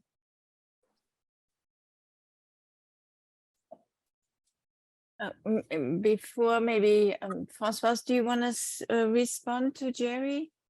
Oh, just I was thinking about the aggression that Oleksandr, I don't know, put forward. Jeanne used to say, but in his last writings or conferences, you cannot be a friend to your friend if you are not an enemy to your enemy. І також я ще хочу додати, що стосується агресії, про яку говорив Олександр, також це слова Біона з його останньої роботи. Ти не можеш бути другом своєму другові, якщо ти не можеш бути ворогом своєму ворогові. Before we open maybe the whole Zoom audience for commentaries and questions, I did want to mention one other thing. I mean, we've mentioned fathers, we mentioned mothers, we mentioned society, and you, Oleksandr, mentioned at the very beginning when you were talking about how you prepared yourself for the work now at the war, you mentioned my dad, and you mentioned that people would not come to your clinics because there were all these confusing relationships to the brother of Russia. You said something like there was all this talk about this sort of funny brotherhood, and I go on, but I know Oksana. So we need, I think, also to talk about brothers and brotherhood. Угу. І також я зараз перед тим, як відкриємо, дамо можливість аудиторії висловити свої запитання і коментарі, хочу сказати, що ми згадували батьків, згадували матерів, згадували суспільство. І на початку також згадували те, що відбувалося на Майдані, коли Олександр розповідав про початок своєї практики в травматерапії. І коли ви розповідали, що люди не приходили до вас, і коли були усі ці, на початку війни, всі ці заплутані якісь стосунки з братніми росіянами, і взагалі це дивне братство, яке тоді якби було в свідомості, чи як. То я думаю, що нам потрібно теж поговорити про братів і про братерство. So I'm thinking what I'm so struck by is that in both your cases, the last one and this one, the trauma also to some extent begins when the brothers get injured and they can't do anything about it. In both cases, they had to witness the death of their bodies, and with a very complicated relationship the Ukraine had with Russia as supposedly their big body, who was supposed to protect them and now attacks them and tries to destroy it. I'm wondering whether, to what extent that plays a big part in it, and goes back to what Jerry says about by treating the individual, you're also treating the society. І також у обох випадках, які представляв Олександр сьогодні і минулого разу, травма починається тоді, коли їхні побратими, їхні як брати, отримують травми або гинуть, і клієнт нічого не може з цим зробити. І також і лише може, наприклад, деколи бути свідком просто загибелі. І також, напевно, є проблема цих складних стосунків з Росією, які ніби були таким тим великим, сильнішим другом, так, який мав би захищати, а в результаті напав на нас. І це також має стосунок до того, що говорив Джері, про те, що коли ви лікуєте індивіда, лікуєте окрему людину, також лікуєте суспільство.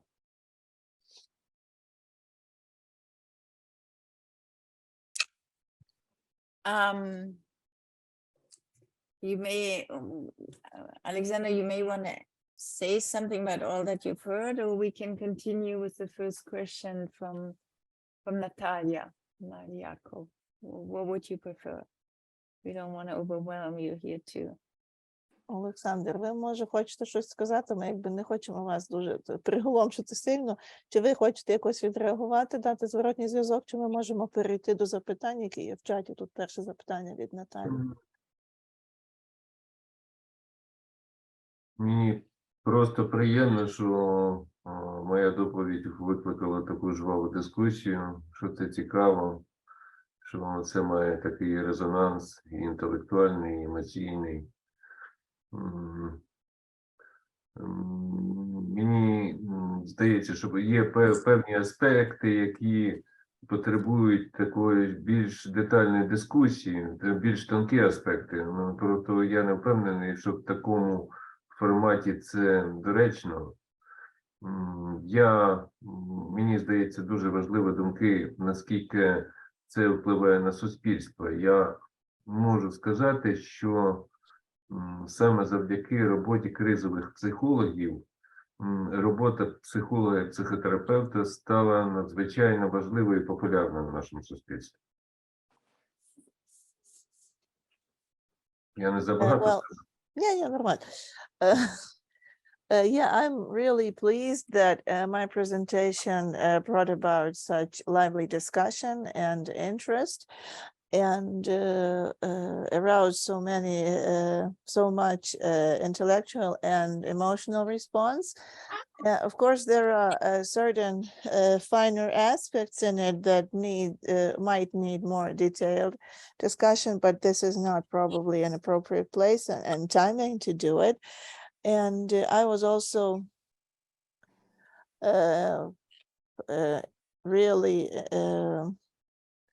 it was really important to hear how our work influences not just individuals, but society.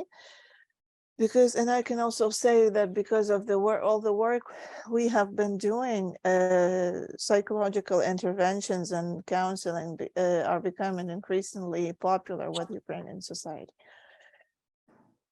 Я хотів би додати ще одну важливу ідею, яка для мене здається ключовою, що травма завжди по собі залишає таку внутрішню потребу в репарації. And another important point I would like to add, that trauma always leaves behind this internal need for repair. І саме діяльність кризових психологів це можна сприймати як таку рефлекторну відповідь суспільства на таке масивне травмування і намагання суспільству опрацювати свої травми, а не залишити їх таким без голосу, без відповіді, такими травмами, які пережив наш народ в минулі роки і про які неможливо було говорити.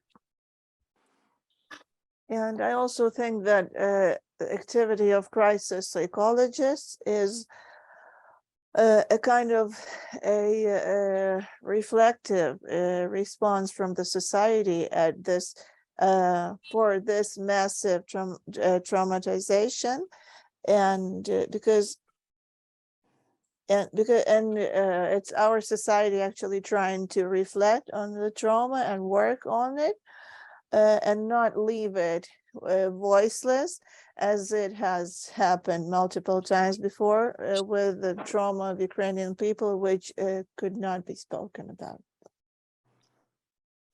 Natalia Nalianku, you Наливайте, had your Yasmin. hand up for a Yes. while. Is it okay? Can I hear me? Because we have... Я буду говорити українською. Я хочу сказати з приводу двох питань. У мене немає запитання до Олександра, я хочу покоментувати свій досвід. I have two comments. I do not have any questions for Alexander. I just want to share my experience. Так, ми прийшли на Майдан в 2014 році, і це не вміючи абсолютно нічого.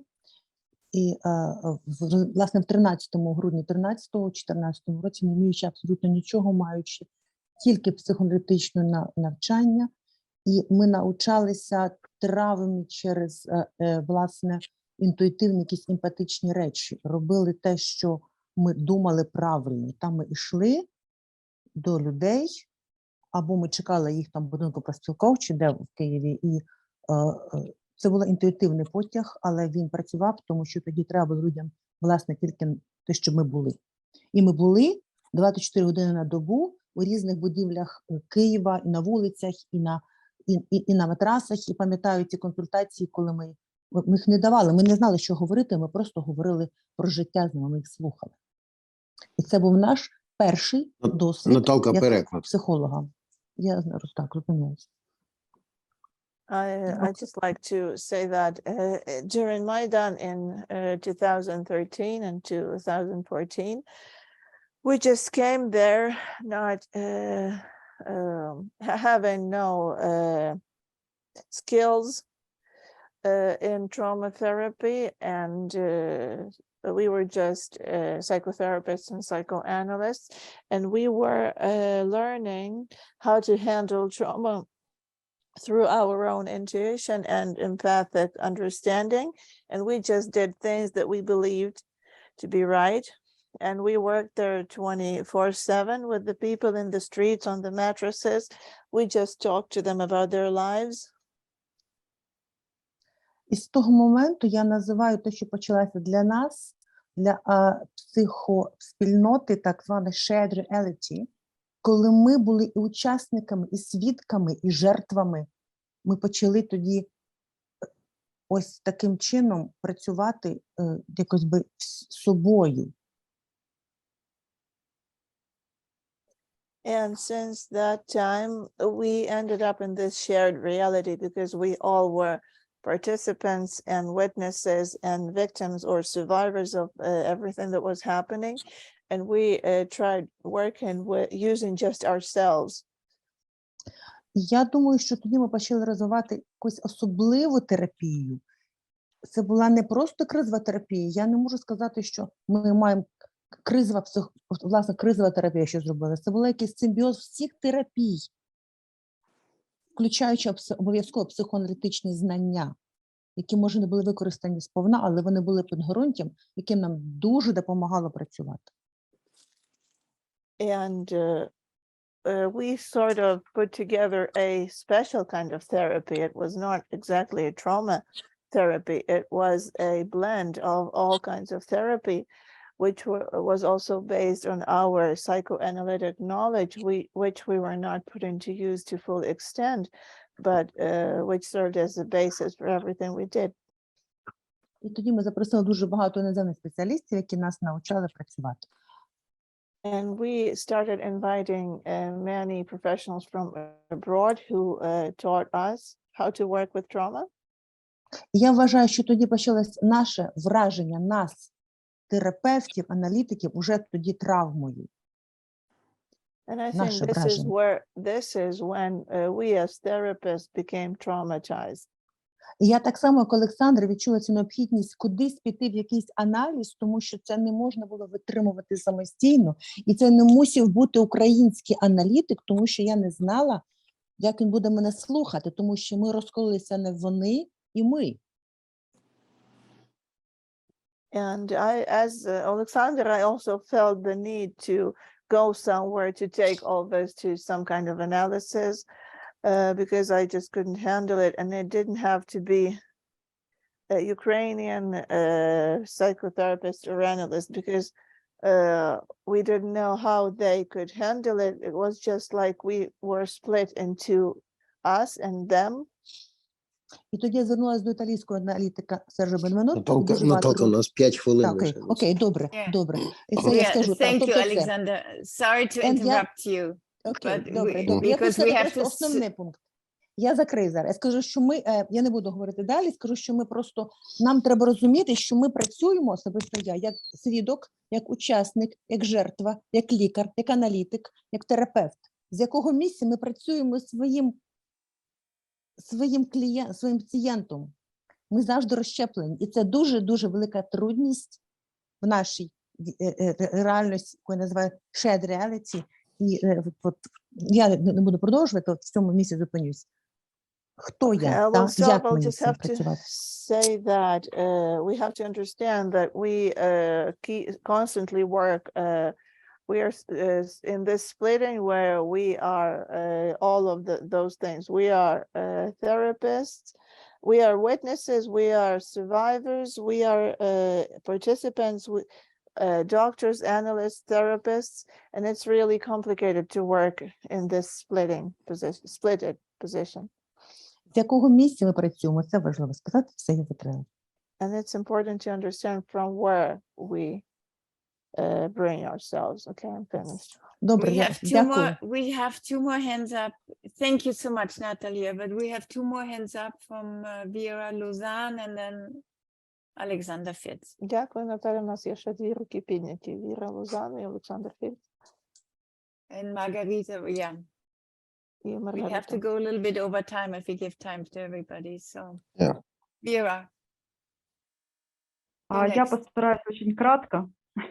I'd like to be really, I try to be really brief. Хочу поблагодарить Александра Федорца, потому что его случай дал для меня открытие. Я очень внимательно слушала его речь. I would like to thank Oleksandr Fedorets because his case has been a revelation to me. I was paying close attention to what he was saying. И я обратила внимание на оговорку по Фрейду. And I paid attention, I noticed his Freudian slip of a tongue. Когда он сказал вместо подых подвиг. When he said like a great deed instead of saying breath. Подых, подвиг. Mm-hmm. И тогда я подумала, что это значит лично для меня. And then I wondered what it meant for me personally. У ті часи прагнути дихати – це як подвиг для солдат, мабуть, і для нас, українців. Because in these times, striving to breathe is like striving to do a heroic deed for us Ukrainians and for soldiers as well. І, мабуть, терапевт, який дає простір дихати, і сам дає цей подих, і сам дихає у цьому, це теж подвиг для мене. And for me, the therapist who gives the space to breathe is committing a heroic deed himself. That's how I see it. И также я хочу еще, что я для себя открыла, когда в конце солдат сказал, что та жінка дала йому такі вправи по голові там помацати, і для мене це прозвучало як мама, яка неправильно гладить по голові, которая неправильно гладит по голові. And also another thing I noticed that when the soldier was talking about this woman who told him to do exercises with his head, it sounded like a mother who does not know how to stroke her child on the head right. И тогда я думаю, что многие солдаты, которые будут возвращаться, возможно, подготовить вот как, да, женское общество, да, матерей встретить их и не ображатися, якщо вони будуть прагнути отця. And I also thought that when many soldiers are going to come home from the war, we have to prepare their mothers to not get hurt if they would first want to see their fathers, not mothers. И последнее, это то, что не только был один готов к этой работе, когда Федорец говорил по поводу того, что он к нему обратился, могу ли я с вами поговорить, это не только готовность одного человека, но и когда другие из деликатности вышли, это говорит о том, что есть пассивная готовность других к этой беседе. And the last thing is that when this soldier was the one who said he wanted to talk to, Oleksandr Fedoretz, it was his active stance, but other patients were leaving the ward to give them privacy, and I think that this is also their passive readiness for therapy. This is how they manifested it. Я думаю, это была работа с группой. Спасибо. У меня And I все. think this was a group work. Thank you. That would be all. But I think another instance of the bodies doing a very delicate work for their young body, for their young friend.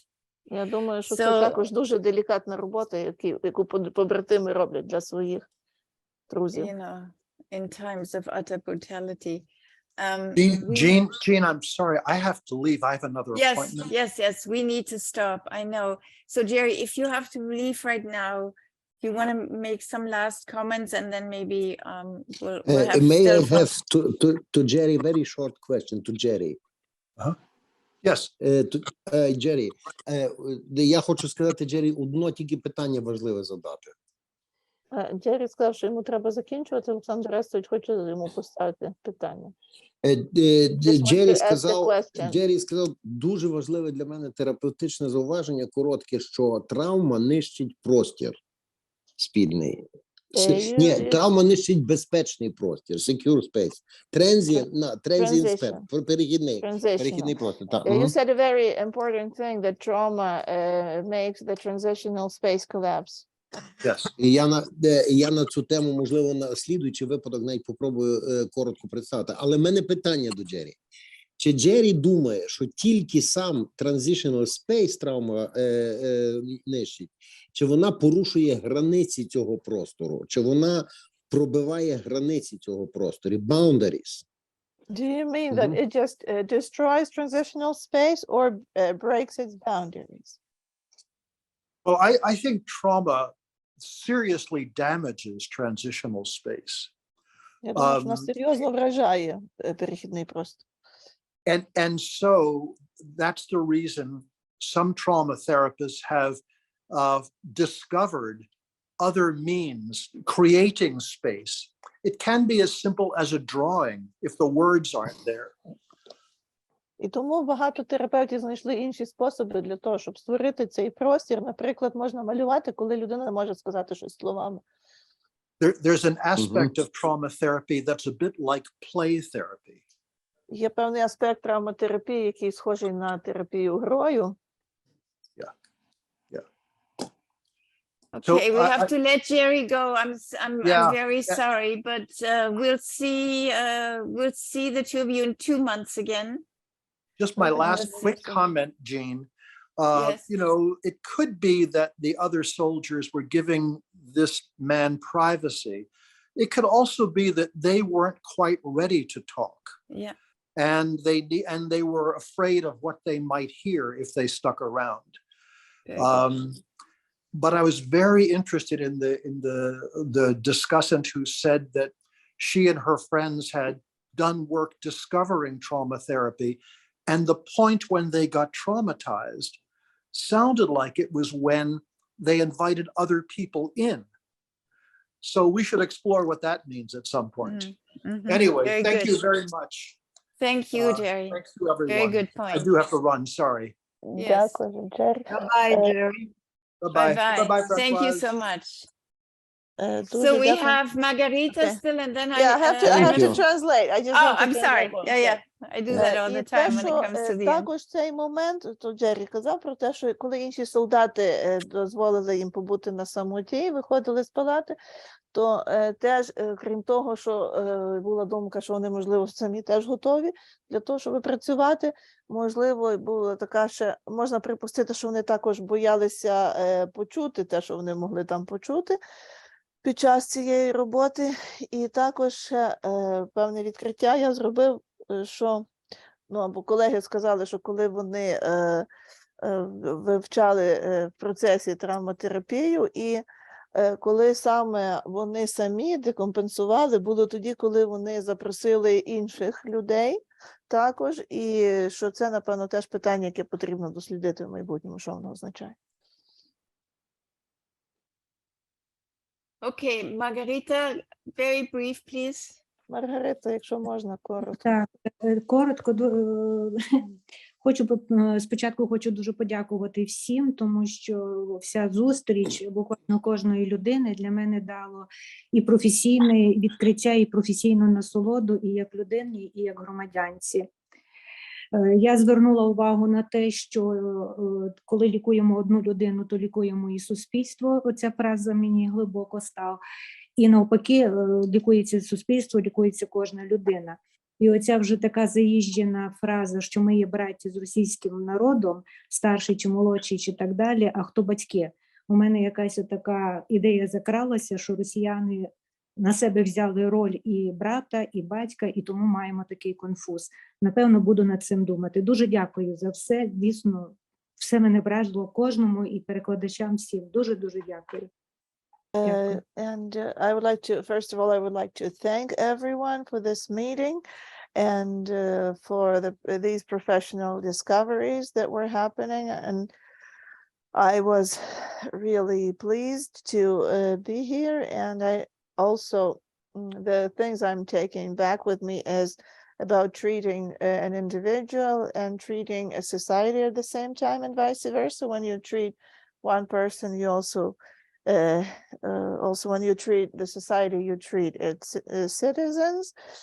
And also about this cliche, this long-standing cliche about us being brothers with Russians.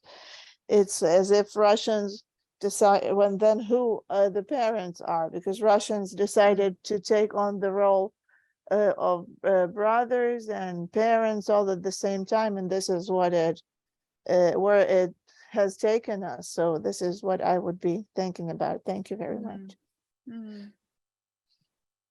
Thank you very much for that comment. That's something I thought a lot about during this whole discussion. But Дякую вам за цей anyway, коментар. Я над цим теж багато думала під час дискусії цієї. the brothers who are supposed to be helpful. Брати, які мали б допомагати. Françoise, do you want to say some last things? Because I think your idea that by treating the individual, you also treat the society really hit something, really touch something. Yes, of course, that's a great, that's what you are doing. And there was always also when Oleksandr spoke about the thriving help groups, you know, people that were so alive in the middle of this death, which is to you, and this unrelented effort and willingness to help each other, coming from the people, with the people. And I am, as I told you, when I came for this third meeting, I was really concerned by what happened in the middle, in between, and I go back very encouraged by what you said. Thank you very much. Так, Thank you звичайно, too. Я хочу сказати, що так, що це справді відгукнулось, коли ми лікуємо індивідів, ми лікуємо суспільство. І також дуже надихає те все, що ви робите. І коли ви говорили про ці групи допомоги, про те, як люди починають об'єднуватися серед усього цього жаху і лиха, і всі ваші зусилля, і ваше бажання допомогти, це дуже надихає. І я вже казала, що це третя зустріч, і я дуже переживала за те, що відбулося між цими зустрічами. І я зараз залишаю цю зустріч підбадьорено. Alexander, you still want to say something before we end? Я дякую. Я тільки скажу, що мені здається, що ми під час наших цих дискусій отримуємо більше навіть, ніж ми сподіваємося. I would like to thank everyone and just say that it seems to me that during these discussions we receive even more that we are hoping for. Бо якщо б я так просто звичайно порахував, скільки було цікавих висловлено таких ідей оригінальних, і навіть то, що треба щось, ну, скажімо, є речі, які треба досліджувати, яких ми не розуміємо, то їх набралося в мене аж 7. And if I tried counting all the ideas, and especially the things that need further exploration, things we don't understand, and I came up with 7 of them. І це є дуже багато для одної дискусії. And that's really a lot for just one discussion. І я тому хочу подякувати ще раз, як на початку, і Sigmund Freud музею, і Sigmund Freud фундації, і Jeanne, і нашим супервізорам за те, що ми маємо, власне, цей простір, який трошки нас ну, так якби відтягує від нашої травмованості. And I would also like to thank again, thank Sigmund Freud Museum and Sigmund Freud Foundation and Jeanne and our supervisors, because these meetings distract us from our reality, at least for some time. І останнє, що я скажу, то, що я спитався Джері, чи йдеться про те, що порушується простір, чи і границі того простору. Я думаю, що це для мене, принаймні для мене, це дуже важливе питання, тому що ми цією платформою ми пробуємо все-таки якісь створити границі для того, щоб цей простір був достатньо захищений і достатньо, ну, перехідний в тому сенсі, що можна в нього війти, вийти і щось отримати. And also the last thing is why I was asking about this transitional space and its boundaries, because for me it's an important issue, because we with these meetings of ours we create a sort of space that has to have boundaries that are secure enough to be fairly protected there and be able to enter and exit. And the special boundaries. Ну і останнє, дякую Оксані і дякую Олександру за прекрасні, ну так якби роботу сьогодні. Ми будемо думати про наступний випадок на наступній дискусії. I would like to thank Oksana and Oleksandr for their work, and we will also be thinking of a case for our next meeting. Ну і попрошу, щоб Жанна сказала. Right, to keep the structure, and I think that you're absolutely right about the transitional space, that it needs, they are good boundaries. I wanted to say that our next meeting is on February 16th. At the same time, we're doing always a change, once Jeanne, once Françoise and Jerry. So next time it will be again Jeanne Boulanger. And Oleksandr will find us another wonderful psychiatrist, a psychotherapist to present the case. And I really want to say a big thank you again, Oleksandr Fedorets, to you for this case presentation and for your own struggle to tell us about it. And Oksana for doing again an unbelievable work of translating us all and making us all speak to one another. Thank you.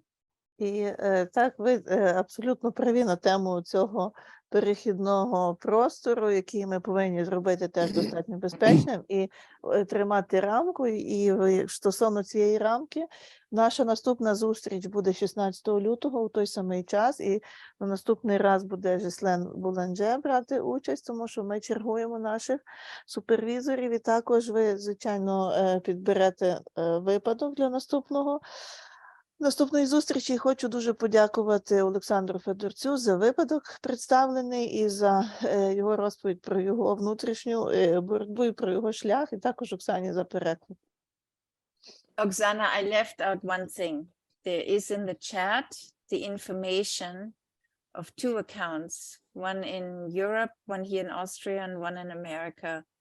For those of you who would be ready and willing to donate some money to our Ukrainian colleagues. І також я упустила одну річ. В чаті у нас є 2 рахунки, один європейський, другий американський, для тих, хто хоче допомогти нашим українським колегам. Thank you very much. І ми щиро дякуємо також. Дуже дякую. We also thank you. Thank you. very much. Все. Goodbye. Дякую і до зустрічі. Goodbye.